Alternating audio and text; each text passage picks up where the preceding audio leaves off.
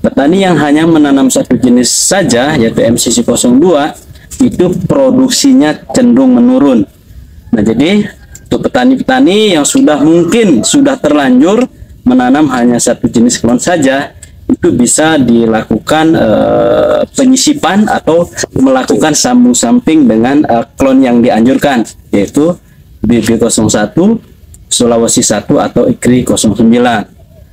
Nah, kemudian ada juga pertanyaan dari petani, berapa sih jarak tanam kakao yang ideal? Jarak tanam kakao yang ideal itu berbagai macam rekomendasi dari beberapa literatur ya. Dari Pusritkoka ada yang merekomendasikan 3x3, 3x4, bahkan 4x4 itu juga ada. Bahkan yang lebih ekstrim jarak tanamnya itu 5x5. Tapi kakao itu kan yang dikejar hasil produksinya ya.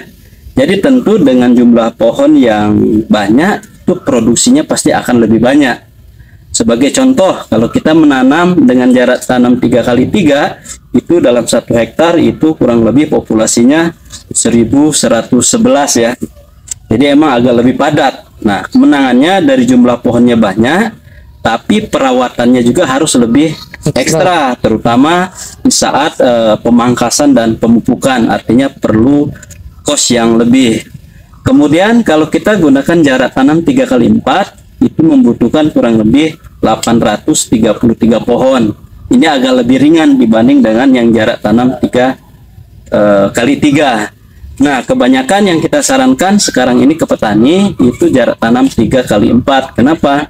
Karena secara jumlah populasi itu tidak terlalu banyak, kemudian mudah dilakukan perawatan juga, dan terutama saat pemangkasan ataupun pemupukan itu tidak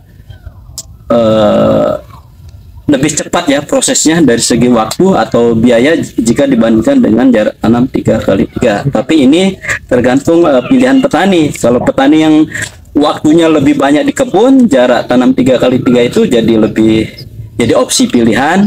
Tapi untuk petani yang mungkin jarang ke kebun, ya 3x4 itu juga bisa jadi opsi pilihan. Tapi kalau untuk petani yang mungkin sering merantau, ditinggal jauh-jauh, ya jarak tanam 4x4 atau 5x5 itu ya sah-sah saja sih sebenarnya. Kenapa? Karena mungkin tanaman nggak cepat timbun ya. Biasanya kalau jarak tanamnya lebar ya potensi cabang ini saling bertemu itu ya lebih lama jika dibandingkan dengan 3x3 atau 3x4. Itu semua tergantung dari pilihan petani. Ya, jadi bukan karena ini bro, Varietas tidak mempengaruhi jarak tanam. Emang ada beberapa jenis varietas atau klon yang tipe percabangannya itu cepat melebar ya. Nah, salah satu contohnya itu M06 dan IKRI 03. Nah, itu kalau kita tanam terlalu rapat itu semua akan mudah ini tumpang tindih cabangnya, karena emang percabangannya cenderung menyamping. Nah, kalau MCC 02 Sulawesi 1 ini cenderung dia naik ke atas, jadi lebih mudah untuk dilakukan pemangkasan atau perawatan. Jadi dengan jarak tanam 3x4 atau 3x3 itu lebih mudah dirawat lah ya, dibanding dengan beberapa jenis tadi M06 ataupun IKRI 03, karena dia ditanam percabangannya cenderung menyamping. Jadi udah tumpang tindih cabangnya. Jadi udah sedikit banyak udah kejawab mengenai jarak tanam. Ternyata memang ada pengaruh juga varietas, karena varietas yang punya tipikal tadi cepat bercabang ya perlu dipertimbangkan, jangan rapat gitu kan, jangan rapat. Dan kedua, perilaku, ini masalah selera mungkin Mas tadi ya. Kalau jenengan yang kategorinya Bang Thoyib ya jarang di rumah atau ada aktivitas yang lain, artinya memang bukan kebun ini sebagai satu-satunya mata pencarian, ya perlu dipertimbangkan. Jangan pakai jarak yang ekstrim rapat, karena konsekuensinya jelas, tenaganya ekstra, waktunya ekstra.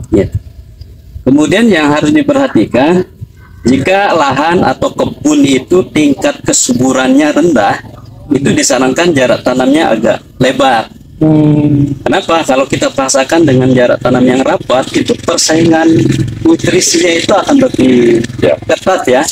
Jadi kalau persaingan nutrisinya lebih ketat, tentu pertumbuhan tanamannya itu jadi nggak maksimal.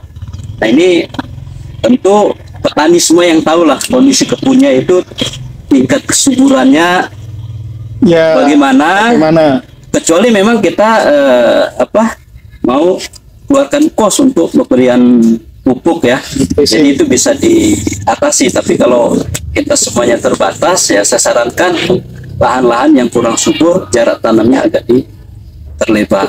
Jadi kalau ini terkait serapan nutrisi dan air juga. Jadi kalau di bahasa lain itu Mas Haji, Prof Kako ya, ini Pak Surono nanti harus follow nih.